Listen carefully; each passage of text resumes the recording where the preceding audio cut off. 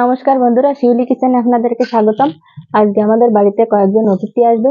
অতিথিদের জন্য রান্না করব হাঁসের মাংস, চিংড়ি মাছ, ডাল আর টক।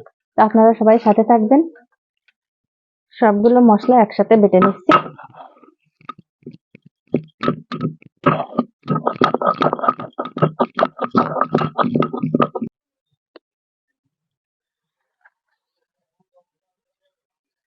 ডাল রান্না হয়ে গেল।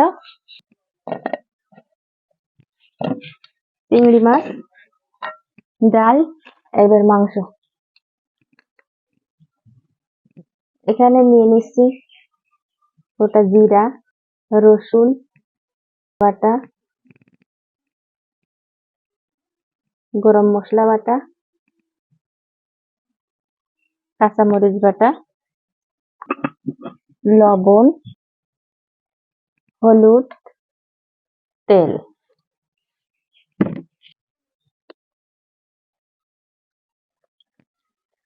দিয়ে দেবো শুকনো মরিচ বাটা, দিয়ে ভালো করে মিশিয়ে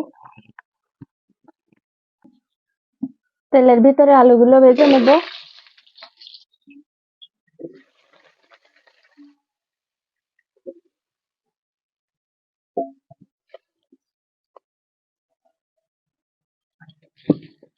তেলের ভিতর দিয়ে দেবো পেঁয়াজ কুচি, গোটা তেজপাতা, জিরা,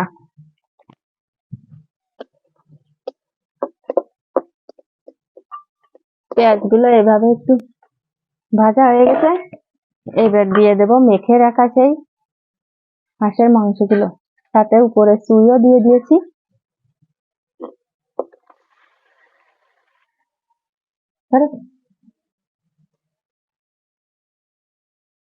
এইবার একটু সময় ভালো করে কষিয়ে নেব।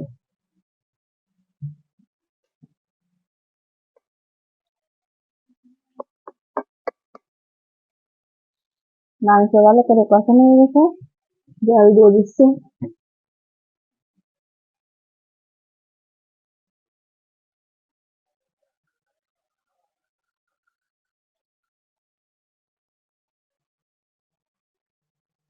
হাঁসের মাংস একটু জাল হয়ে গেছে, এখন আমি দিয়ে দেব ভেজে রাখা আলুগুলো। আলুগুলো আমি একটু দেরিতে দেব। হাঁসের মাংস রান্না করতে একটু সময় লাগে। যদি আলুগুলো প্রথমে দিতাম তাহলে এতক্ষণে সিদ্ধ হয়ে গলে যেত, যে কারণে আমি দেরিতে দেব। সময় মতো ঠিক সিদ্ধ হয়ে যাবে।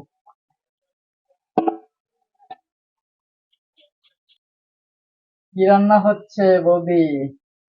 চিংড়ি মাছ রান্না করেছি, ডাল, আর এই যে হাঁসের মাংস রান্না হচ্ছে, আর এই কাঁকড়া দিয়ে টক। কাঁকড়া দিয়ে টক? এটা কি চিংড়ি? এটা গলদা চিংড়ি আছে, এই বড় ছোট। হ্যাঁ, দেশি হাঁস, বাড়িরটা।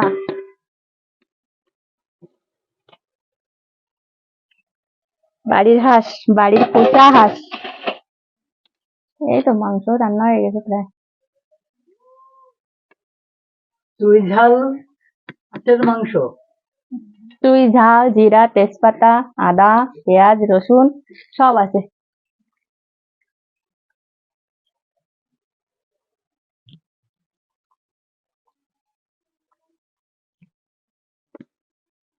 হাঁসের মাংস, চুই ঝাল। চুই ঝাল। গলদা চিংড়ির কি এটা ভুনা? হ্যাঁ, গলদা চিংড়ির ভুনা। মালাইকারি? ভুনা ভুনা। আর কাঁকড়া দিয়ে কিসের টক হবে? তেঁতুল তেঁতুল, তেঁতুলির টক।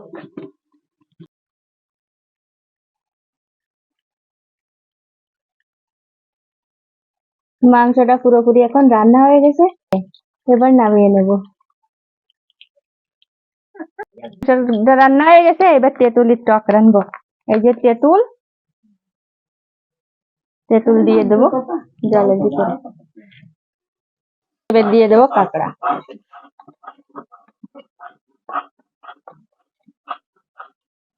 দিয়ে দেবো হলুদ, লবণ। টকটা অর্ধেক জাল করে নামিয়ে নিয়েছি। এবার দিয়ে দেবো কড়াইতে সরিষা ফোড়ন।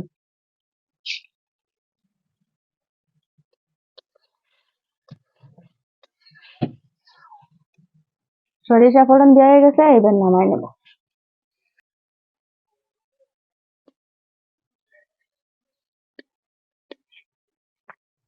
সবগুলো রান্নাই হয়ে গেছে, এখন অনন্যা এসে গেছে, ভাত খাবে। এত সুন্দর রান্না, আপনি যে এত সুন্দর কষ্ট করে রান্না করছেন, প্রত্যেকটা খাবারের অমায়িক একটা টেস্ট। আমি মূলত দাদার বাড়ি কিন্তু খেতেই আসছি, দাদাকে দেখতে আসি। আমি জানি যে বৌদির রান্না মানে অসম্ভব সুন্দর। তো আপনারা যারা এই রিভিউ গুলো দেখবেন, আমি চাইবো সবাই বৌদির হাতে রান্না একবার করে খেয়ে যান। এটা আসলেই মানে সেই টেস্ট, এটা না খেলে বোঝা যাবে না। ঠিক আছে, আমার কাছে খেতে ভালো লাগতেছে।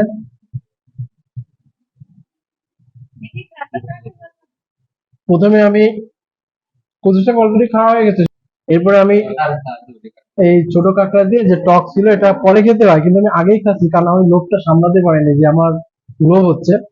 এরপরে এখানে ডাউল আছে, আমার মনে হয় এটা মুড়ি ঘন্ট ডাউল, বড় বড় চিংড়ি মাছ, যেটা আমি এটা তুলে ধরতে পারলে ভালো লাগতো, কিন্তু তুলে ধরতে তো পারতেছি না। আর এখানে মাংস আছে, সম্ভবত এটা হাঁসের মাংস। আর আরো খাবার আছে, মাছ আছে, সেগুলো আসতেছে। আমি একা মানুষ তো খাইতে পারবো না, বৌদিকে আরো বললো আমাকে পার্সেল করে দেবেন, কারণ এই খাবার লাখ টাকার ব্যাপার। হ্যাঁ, তো এত সুন্দর রান্না কিছু বলা যাবে না, সারাদিন বৌদি অনেক কষ্ট করছে, কিন্তু আমি খেয়ে অনেক অনেক অনেক আনন্দিত। থ্যাংক ইউ আপনাকে, অনেক থ্যাংক ইউ।